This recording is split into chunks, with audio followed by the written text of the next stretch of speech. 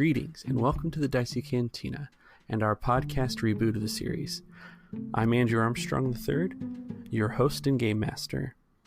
If you're joining us for the first time, the Dicey Cantina is not only a bar, but a secret rebel hideout in the slum city of Central Isthmus on the planet Druckenwell, rimward on the Corellian trade node. There, it's run by Brack, who also leads the rebel cell, and with whatever crew he can cobble together each week, will strike back against the Empire. And with that, our story begins. On this planet far, far away, a long time ago. So as you guys come into the main entrance, you see behind the desk sits an elderly, gravelly voiced receptionist at the comm. She doesn't notice you coming in or even at the door. She just continues her conversation that she's having while she polishes her nails on the comm. Clive, booby, I'm going out with Eric at the end of the week, and that's final. His 622 is simply better than yours. I have no desire to remain a receptionist any longer than it takes me to land a partner. Look, I have work. Bye. She hits the button to turn off the comm, and then she looks up, seeing you for the first time. Oh, darling, don't sneak up on me like that. My name is Rosna, and I'm the receptionist here at Wook Station 11. What can I do for you? What is this? Where is our welcome party? There should be lunch right here. What kind of... Welcome party? What kind of operation are you running here? Miss Poinpoff is going to... This is a power substation. Yes, and we're here for an inspection. Where... Inspection? What are you inspecting? Where is Riku? Riku should be here waiting for us. This is ridiculous. Where... Miss Riku's probably in her office. Excuse me. My yes. Assistant is excitable. I'm here to see Miss Riku. It seems that the message about my arrival has not arrived.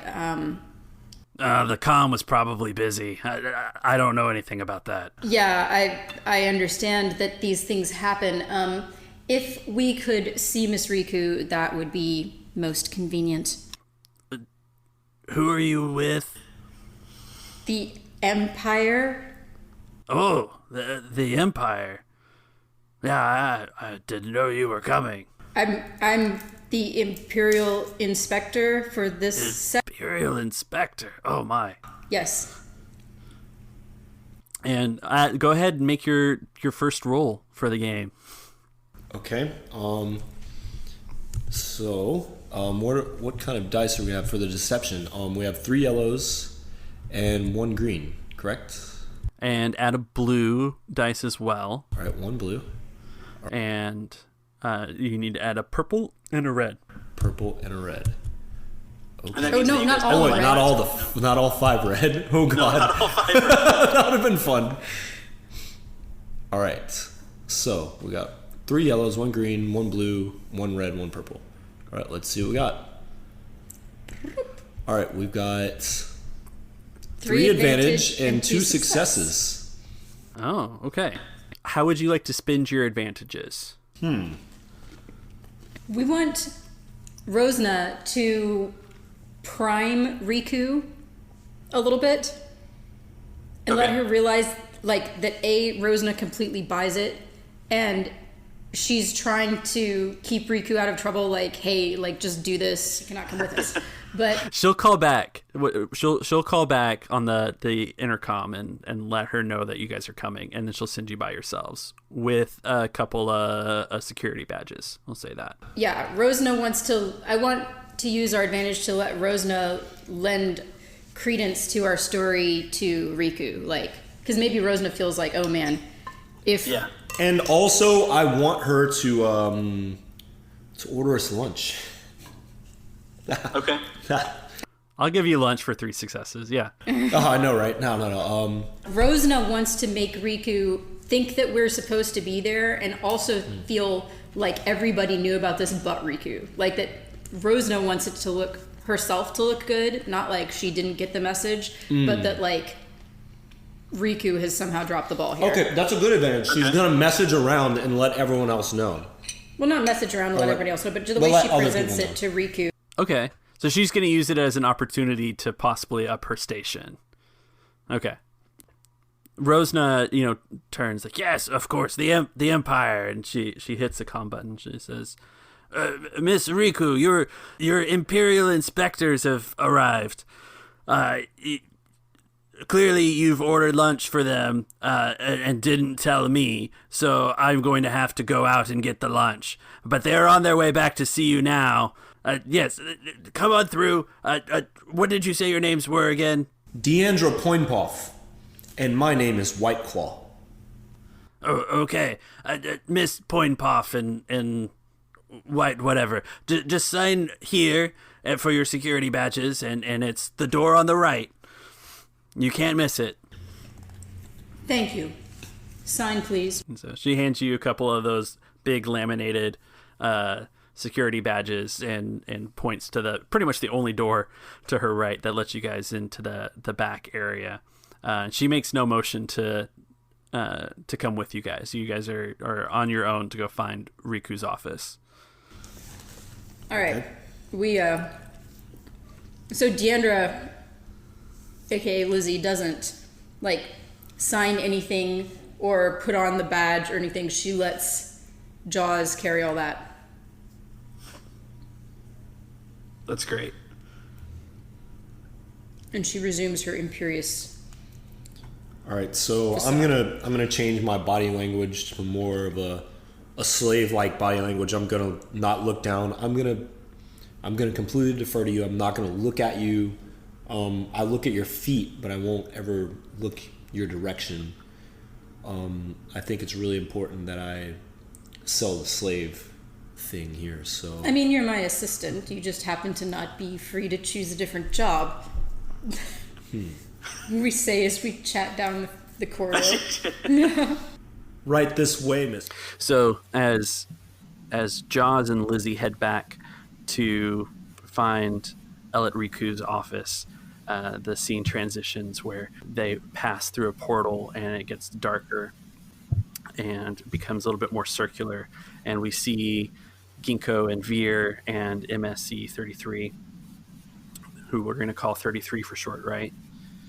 Yeah, so 33 kind of hovering over Ginkgo's shoulder. You guys are on a somewhat narrow metal gangway that's into the side of this spherical or tubular tunnel-like sewer system to it. So you are kind of this large tunnel where all the water and waste come through. You guys are on the catwalk above it, so you're not in it. And it's about 2 people wide, and it's got very rarely it's got a work light, kind of pointing the way, and it's a bit of a maze of tunnels for you guys here. There's a little, well, I was going to say that there's a guardrail, but Star Wars doesn't believe in guardrails, so there's no guardrails for this pathway, and so you guys are probably walking one in front of the other as you follow the crude map on the data pad that Brack handed you, kind of pointing you back in the direction that you came to the junction point that you need to get to. There's a steady kind of drip sound as you guys walk through this kind of empty, echoey tunnel. It's not too bad down here. Nice and moist. Fear kind of looks at you like you're crazy, and then, scrape something off of his shoe. So, Ginkgo, what brings you to Druckenwell? Well, I guess since Brack trusts you, I trust you too. I'm here with the rebellion. How'd you get involved with something like that? Honestly, ever since the stuff that went down on Mon Cala, I just felt it was my duty to help people who are in need. And so I enlisted in the rebellion. It's, I just felt like it was the right thing to do. And this is my first assignment. They sent me here to keep an eye on Druckenwell, and since the Empire just got here, and I'm here to help any way that Brack needs me. Veer kind of stops for a second and looks at you and shakes his head a little bit. Well, how do you know Brack? Brack was a friend of my former partner. I was told that if anything ever happened and I needed work, that I would go see Brack. And so here I am. What happened to your partner? He was... It's not worth talking about right now. Sure. When the Empire showed up, a lot of things changed. The work I used to do for the companies as a freelancer kind of dried up, and so here I am working for Brack. All right. Well, I'm glad you're along for the ride. Brack's a good dude. He seems pretty solid. I never knew Juno to pick wrong when it came to people. So if Juno trusted him, I think Brack's worth trusting. Is Juno the name of your partner? Former partner? Yeah, Veer kind of stops and realizes he just said the name, and then kind of nods and keeps going. Well, all right. I've never had a partner before. Well, besides 33 over here. He's been my buddy all through training camp. I put him together, just kind of help me and keep me company, and we've been together ever since.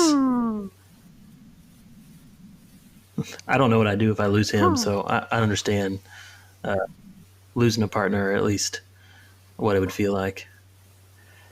So if you ever need to talk about it, let me know. Veer kind of shrugs a little bit and says, "Yeah, it's always good to have somebody watching your back." 33 kind Agreed. of flies from over the right of Ginkgo's shoulder to in front of Veer and kind of bobs happily and then head back. He says he likes you. Veer isn't real sure how to handle that, but he just kind of nods and keeps going. All right, how much farther? It's a good question.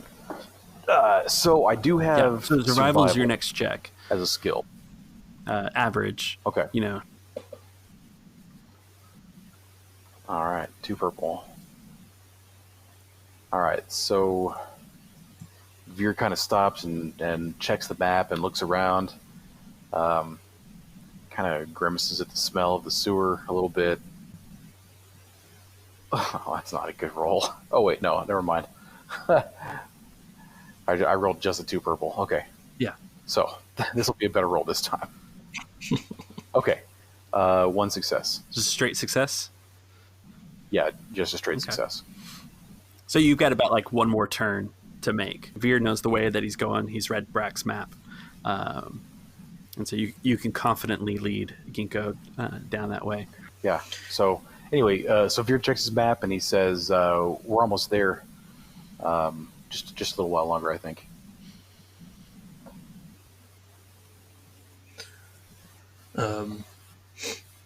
Ginkgo, who is a little uncomfortable in silence, decides to say, "So Veer, you raised on this planet?" Yeah, I was born on Druckenwell. Juno found me living on the street and gave me a job, taught me a trade. We did property recovery for a number of the corporations on Druckenwell, actually. It was good, going from essentially nothing to a job and learning a trade. So property recovery. Man, we don't have that back on my planet. What's that all about? If you're kind of stops, like, I mean, you don't know what property is. Property is everything's property. Your property, I'm property. Well, not you and me, I guess, but anybody that works for one of the corporations or anything made by a corporation or bought from a corporation is property. When people buy things or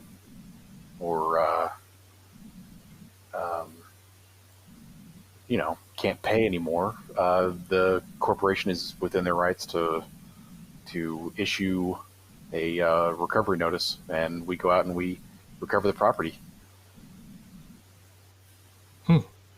That's some system. Still, I guess that's a better system than living under the Empire. Man, I can't understand why they came here anyway. Pure kind of shrugs and doesn't really. You get the impression he doesn't see much difference between the Empire and the corporations, except for,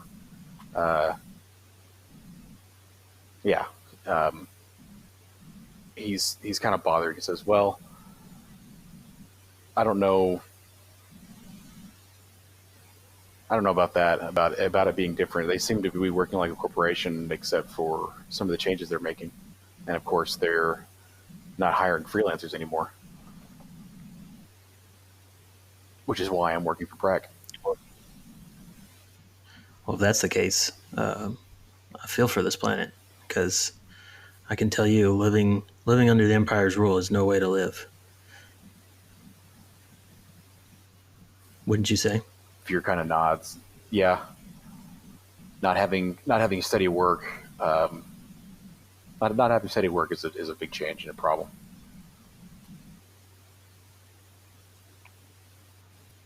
Well, let's do our best to get them out of here then. Maybe we can find you a job. Ginkgo winks. Veer kind of smirks and looks around like, what job could be better than this one? And he turns and starts walking down the sewer again. Oh, that's great. That's what I'm saying, with all sincerity. And from that, the scene transitions back over to Jaws and Lizzie over at Station 11. They're walking among the cubicles as they find the office. Way, Miss Poinpoff. And I make finger guns towards her. Okay. And the scene transitions from there. Just finger guns. So,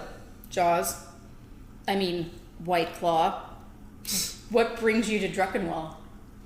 Well, not the best circumstances. I just came from Endor, and I kind of got conned on my con. Oh. I'm on the run, not gonna lie. I've always got a bounty hunter or two on my tail. Well, you just sound like good company. Well, it's not that I'm good company. I'm great company. Oh, is that so? Let's just say I know a thing or two about a thing or two.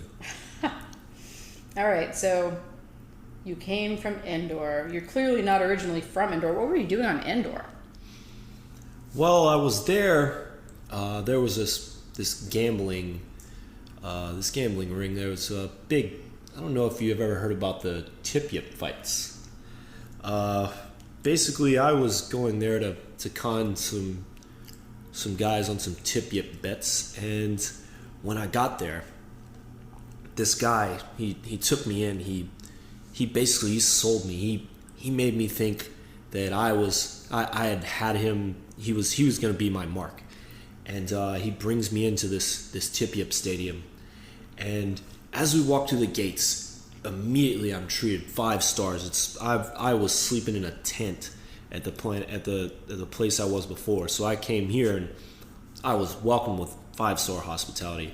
We walk into this stage side room and it's air conditioned. I haven't felt air conditioning in weeks, and immediately I walk up and there are these nice, beautiful massage chairs, and I sit down. And they had a Twilight attendant. She comes in this nice bikini, and she takes my drink order. And my mark, Jinjin, he comes in, and he hobbles in. He's this really large man. And he sits down next to me. and he introduces me to the guy that's going to be taking our bets. And we're watching as the whole stadium is filling in on the front of us, and we're backstage with a glass wall. The stage is right in front of us, so the whole audience can see behind the stage, and we're there. So he asked me, which tip-yip do you want to pick when they pull out the first two? One's black and white, and the other one's green. And as they tie the razor blades to them, I think to myself, the black and white one's bigger, so I'm going to pick the black and white one. So Jin motions to the bookie, and they speak in language I didn't recognize, but I heard 43,000 peso. Credit. No, that translates to 1,000 credits. Oh. I immediately just freaked out, like, oh, and Jin assures me, don't worry. The fight lasts about 10 seconds. My tip-yip died. So he's visibly angry and upset, but he tells me you'll get it right next time, I promise. So I'm already 1,000 credits down, and I did not have 1,000 credits. So the same thing happens, same song and dance, but this time there's a black and white one and a brown one.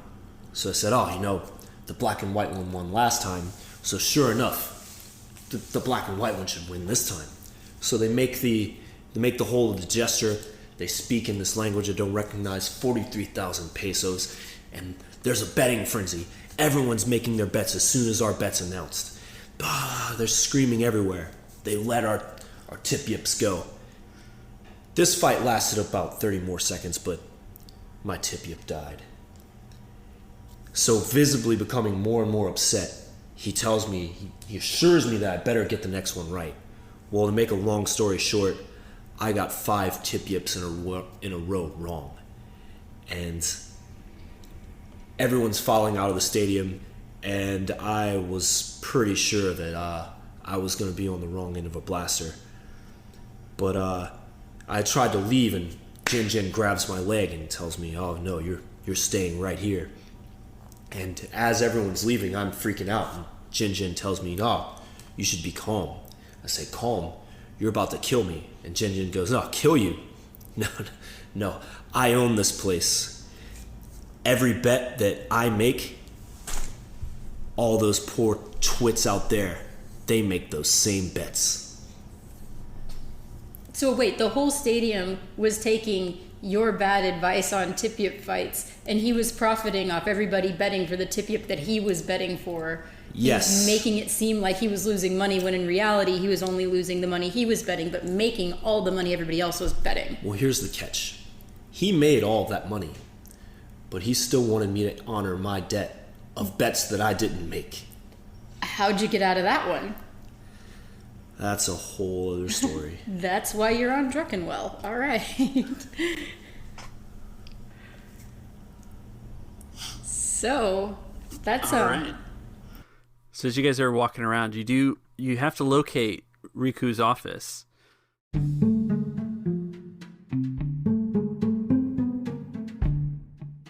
That's all for this week, but come back next week for more from the Dicey Cantina. If you're enjoying the show and you want to help us grow, please leave a 5-star rating and review on your favorite pod service. Subscribe to the podcast, of course, and recommend us to all your friends. You can also find us on social media on Facebook as well as YouTube at Dicey Cantina, all one word. The Dicey Cantina is GM'd by myself, Andrew Armstrong III. Lizzie Pree is played by Jessica Martin. Veer is played by Paul Craig. Ginkgo is played by Grant Bowen. And Jaws is played by Brian Russell. The Force and Destiny role-playing game is a product of Fantasy Flight Games from fantasyflightgames.com. Star Wars is owned by Disney and Lucasfilm and is created by George Lucas. See you next week in the Dicey Cantina.